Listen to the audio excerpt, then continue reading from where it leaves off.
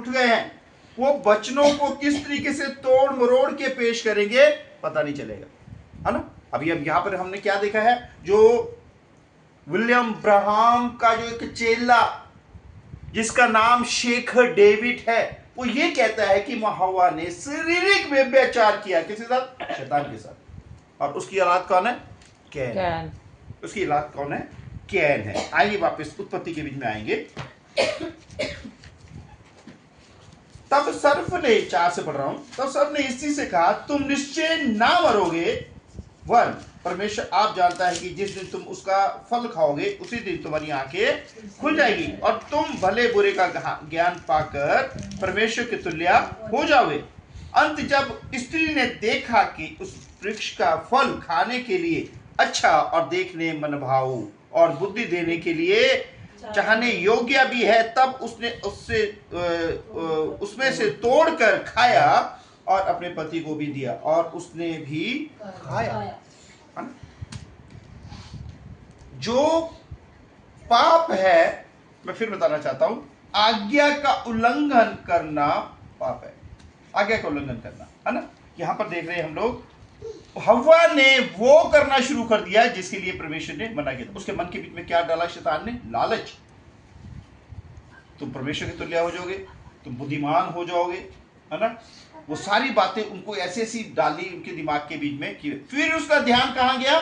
उस वृक्ष की ओर। नहीं तो उस वृक्ष की ओर वो देखती भी नहीं थी। क्यों? क्योंकि परमेश्वर ने उसको मना किया हुआ। हमारे को आज अगर कोई बहका रहा है तो हमारे को देखना है हमारे परमेश्वर की क्या है। अब हम देखते हैं, पतरस ने बोला है यीशु के नाम से बपतिस्मा, ठीक है, यीशु के नाम से बपतिस्मा। कह रहे उसने जो बोला है वो बपतिस्मा ही सही है, क्योंकि उसमें आत्मा में भरकर 35 के दिन जब उसके ऊपर आया, पवित्र आत्मा आया, और उस दिन उसने क्या किया? 3000 से ऊपर आदमी को बपतिस्मा दिया। वो आत्मा में भरा हुआ था और उसने यीशु के नाम से बपतिस्मा दिया। और बाकी ये बताओ, पिता पुत्र पवित्र आत्मा के नाम से बपतिस्मा कहां है? इसका मतलब यीशु मसीह का कहना गलत हो गया, है ना। इसका मतलब यीशु मसीह का कहना गलत हो गया। मतलब कैसे? उसको क्या कर रहे हैं? तोड़ मरोड़ रहे हैं। ओके, आगे देखते हैं हम लोग इसी की 11। उसने कहा किसने तुझे बताया कि तू नंगा है? जब परमेश्वर वाटिका के बीच में गया, शाम के समय वो घूमता था, ठंडे समय में घूमता था, उसने जब आवाज लगाई वो छुप गए, कहते प्रभु हम तो पेड़ के पीछे निकल, हम नंगे हैं, तेरे सामने आ। उसने किसने तुम्हें बताया कि तुम नंगे हो? फिर उसके बाद एक बात बोली उन्होंने, क्या बोला? जिस वृक्ष का फल खाने को मैंने तुझे मना किया था, क्या तूने उसका फल खाया है? इसका मतलब क्या है? उनके जीवन में जो गुनाह आया, क्या परमेश्वर उनके दिल को नहीं जानता? क्या वहां पे ये नहीं बोलता था क्या तूने व्यभिचार कर लिया? ये भी बोल सकता था ना, जबकि वो हुआ नहीं, शारीरिक नहीं हुआ, आत्मिकता। हमने देखा आत्मिकता के बीच में उनकी से गलती हुई, क्योंकि परमेश्वर ने जो बात उनको ना करने के लिए बोला था वही बात उन्होंने की। वही क्या हो गया? एक व्यभिचार हो गया। हम लोगों ने पढ़ा है, हे व्यभिचार नहीं हो, है ना। जो परमेश्वर की बातों को टाल के तुमने टीलों के नीचे, तुमने हरे घास के बीच में इस तरीके से क्या करा? उन्होंने पूजा पाठ की, वो क्या हो गया? उनके लिए व्यभिचार हो गया, है ना। यहां पर वो कह रहा है क्या तुमने जिस वृक्ष के फल को खाने के लिए मना किया था क्या खा लिया? फिर उसने क्या बोला? मुझे सर्प ने खिलाया, मुझे स्त्री ने दिया। यानी एक दूसरे के ऊपर बोलने लगे। मेरे कहने का मतलब यह है, आज्ञा उल्लंघन का ही सारा केस है। आज्ञा उल्लंघन जब हम करते हैं तो वो एक हमारी जिंदगी के बीच में पाप, या उसको हम व्यभिचार भी बोल सकते हैं, क्योंकि हमने क्या कर दिया? वो परमेश्वर की आज्ञा का उल्लंघन कर दिया। उसके बाद आते हैं हम लोग इसमें 13, इसी की 13। तो यहोवा परमेश्वर ने स्त्री से कहा, हाँ, तूने ये क्या किया है? हाँ, स्त्री ने कहा, हाँ, सर्प ने मुझे बहका दिया, हाँ, तब मैंने खाया। हाँ, देखो यहाँ पर क्या है? बहका दिया को लेते, आगे खाया का वो ये शब्द नहीं यूज करते। अगर कभी मौका मिले आप लोगों को तो सुनना, वो खाया का शब्द नहीं लेते वो लोग कहते हव्वा को क्या बोला? मुझे सर्प ने मुझे बहका दिया, बस। इसे आगे की वो लाइन नहीं पढ़ते, सर्प ने बहका दिया तब मैंने खाया, ये नहीं पढ़ते। मतलब कैसे गोलमोल किया जा रहा है। समय जो मैं बताना चाह रहा हूं उस समय में ट्राई करो कि हम लोग, पहली बात तो ये है, उसी को सुने जिसके बारे में हम जानते हैं। है ना। यूट्यूब के ऊपर बहुत से प्रचारक है, बहुत सारे लोग हैं, और जो बंदा थोड़ा सा बाइबल में वीक है वो इधर उधर का प्रचार ना ही सुनेंगे तो हमारे दिमाग को वो क्या कर देगा, वो पजल कर देगा, हमारे को गुमराह कर देगा वो, है ना। ये वो क्या करता है बंदा, बाइबल में से ही लेके उठा के बताता है दिमाग को, लेकिन बीच में क्या करेगा, गड़बड़ कैसे करेगी। जैसे यहां पर बोला सर्प ने मुझे बहका दिया, लेकिन आगे के जो 4 शब्द है वो नहीं पढ़े, तब मैंने खाया, ये नहीं पढ़ेंगे, इसको नहीं पढ़ना। अगर ये पढ़ेंगे तो क्या हो जाएगा, फल का आ जाएगा ना, खाया, खाने से मतलब कि परमेश्वर से दूर हुए, है ना। और आगे देखते हैं कैन के लिए क्या बोलता है परमेश्वर। 6 को देखेंगे, 4 की 6। तब यहोवा ने कैन से कहा, तू क्यों क्रोधित हुआ, तू क्यों क्रोधित हुआ, और तेरे मुंह पर उदासी क्यों छा गई है। हाँ जी, यदि तू भला करे तो हाँ। क्या तेरी भेंट ग्रहण ना की जाएगी, हाँ जी, और यदि तू भला ना करे तो पाप द्वार पर छिपा रहता है। तो पाप द्वार पर छिपा रहता है। अगर हमारी जिंदगी से भला नहीं हो रहा है, या जो जैसा खुदा चाहता है वैसा हम नहीं कर रहे हैं, तो पाप द्वार पे छुपा रहता है, वो फिर क्या करेगा, हमारे अंदर प्रवेश करेगा। लेकिन हमें क्या करना है, उसके ऊपर प्रभुता करनी है, तभी वो दूर रहेगा। प्रभुता करनी मतलब उसकी नहीं माननी है, उसकी नहीं माननी है, उसको अपने से दूर करना है, उसको हटाना है ना। यहाँ पर लिखा हुआ है ना, तब मैंने 7 पढ़े, यदि तू भला करे तो क्या तेरी भेंट ग्रहण ना की जाएगी, और यदि तू भला ना करे तो पाप द्वार पर छिपा रहता है, और उसकी लालसा तेरी और होगी, और तुझे उस पर प्रभुता करनी है।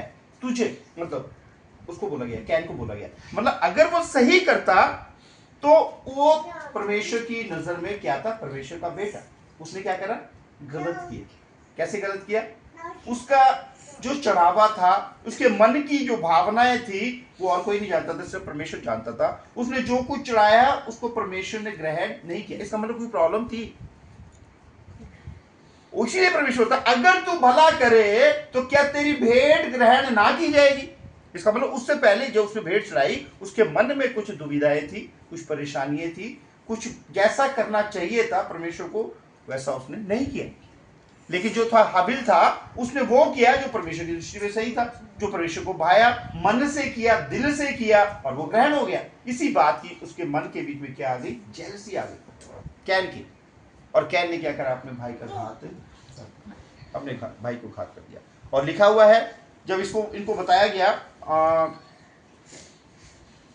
हवा को और इनको लास्ट जब बताया गया भाई, इनको जब परमेश्वर ने आगे सुनाई गई, तो उसके बीच में दिया हुआ है 3 की 15 के बीच में, और मैं तेरे और इस स्त्री के बीच में और तेरे वंश और उसके वंश के बीच में बैर उत्पन्न करूंगा।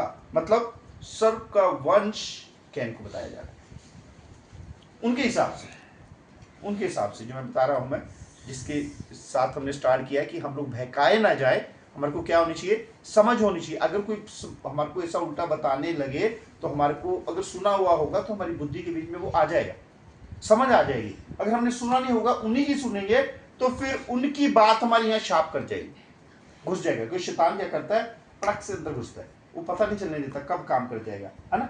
यानी कि वो क्या कह रहा है, वो जो कैन है वो सर्प का वंश है ना। और इसके बाद बोलता है, उसने उसको क्या बोला, पुरुष पैदा हुआ, बालक पैदा नहीं हुआ। जब आदम अपनी हवा के पास गया तो उसने बोला, मुझे प्रभु की सहायता से एक पुरुष मिला है ना। पढ़ेंगे 4 की 1 पढ़ेंगे, 4 की 1। जब आदम अपनी पत्नी हवा के पास गया, हाँ, तब उसने गर्भवती होकर कैन को जन्म दिया। हाँ जी, और कहा, मैंने यहोवा की सहायता से एक पुरुष पाया है। एक पुरुष पाया। कह रहा बच्चा क्यों नहीं बोला। देखो ये तो वही बात आ गई ना भी, ये तो परमेश्वर की है ना। जो वचन के बीच में जो उस समय हवा के मन में जो आया उसने वो बोला, उसके बीच में हम वाद विवाद नहीं कर सकते। उसने ऐसा क्यों बोला, पुरुष ही बोला, औरत तो नहीं बोला, है ना। पुरुष मतलब अगर देखें तो वो बेटा ही है, बड़ा होके पुरुष ही बनेगा, बड़ा होके पुरुष ही बनेगा। छोटे को हम बालक बोलते हैं, लेकिन बड़ा जो है वो पुरुष। वो कहता है क्या पुरुष पैदा होते हैं कि बालक पैदा होते हैं। देखो गुमराह करने वाली बातें, मैं आज इसलिए ये बातें बता रहा हूं आप लोगों को कि हम लोग गुमराह ना हों। हमारे को ये शिक्षक होना चाहिए कि परमेश्वर के वचन में जो लिखा है इसको तोड़ना मरोड़ना नहीं, ऐसा नहीं है। ये क्या है, लिखा हुआ है उसमें क्या बोलते हैं, दृष्टांत में।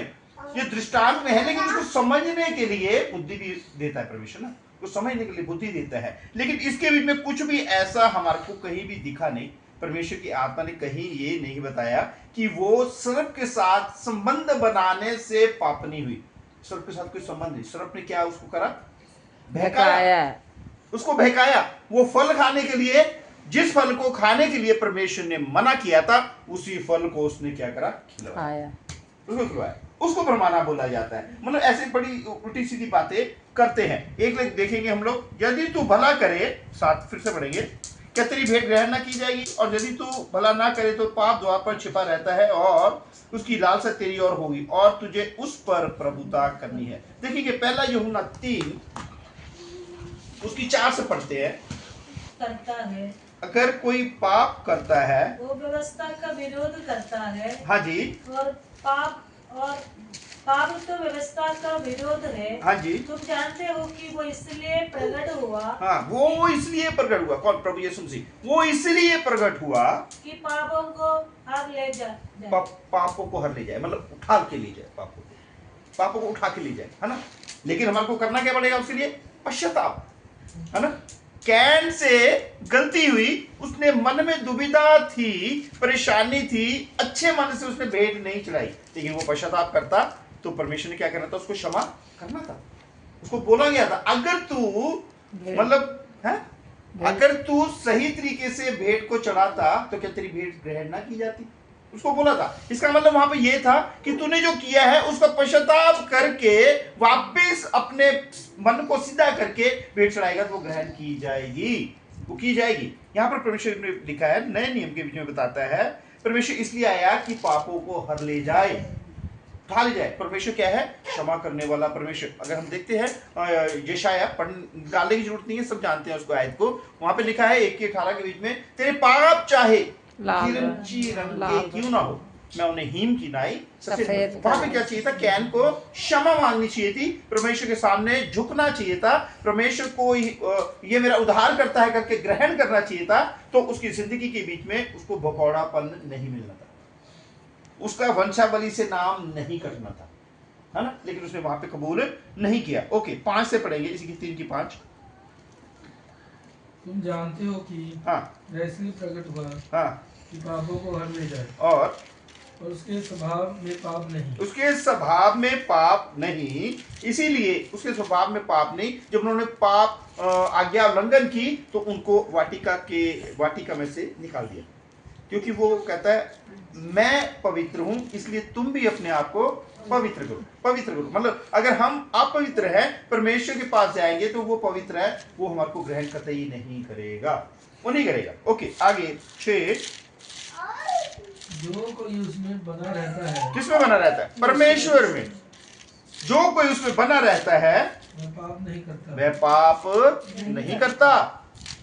जो परमेश्वर के साथ बना रहता है, उसकी आज्ञाओं को मानता है, उसकी विधियों के अनुसार चलता है, वो पाप नहीं करता, वो पाप नहीं करता। क्योंकि अनुग्रह हमारे ऊपर जब हो जाता है तो हमारे को कोशिश नहीं करनी पड़ती कि मैं कुछ अच्छा करूं, ऑटोमेटिकली हमारे अंदर से अच्छा निकलना शुरू हो जाता है, ऑटोमेटिकली अंदर से निकलना शुरू करता है। ओके, आगे जो कोई पाप करता है, उसने जो कोई पाप करता है उसने ना तो उसे देखा है, हाँ जी, ना उसको जाना, ना उसको जाना है। किसको नहीं जाना है, परमेश्वर को। ना देखा है ना ही उसको जाना है। लेकिन ये कलाम हमारे को बताता है हमें क्या करनी है, परमेश्वर की खोज करनी है, उसे जानना है, परमेश्वर को जानना है, वो कैसा है, उसके क्या काम है, वो क्या चाहता है, हमारे को क्या करना है, जानना है। और साथ हे बालकों को किसी के भरमाने में ना, किसी के भरमाने में ना आना।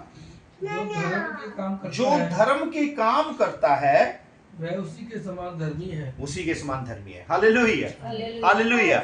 अगर पिछले दिनों की मैं अपनी जिंदगी के बारे में बताता हूं तो मैं तो बिल्कुल बहुत ही तगड़ा पापी था। मैं अगर आज के समय में देखूं तो आज मैं खुदा का वचन को उठाता हूं, खुदा के कलाम को पढ़ता हूं, और मेरी कोशिश ये रहती है कि जो इसके बीच में लिखा वो मेरी जिंदगी में शामिल हो जाए, है ना, मैं उसके अनुसार चलूं, मेरी कोशिश रहती है। फिर भी हमसे बहुत सारी गलती गुनाह होती है, हम खुदा से क्षमा मांगते हैं उसके लिए, है ना। हमें क्या करना है? क्षमा मांगनी है। जब हम क्षमा मांगते हैं तो परमेश्वर हमारे को क्या करता है? क्षमा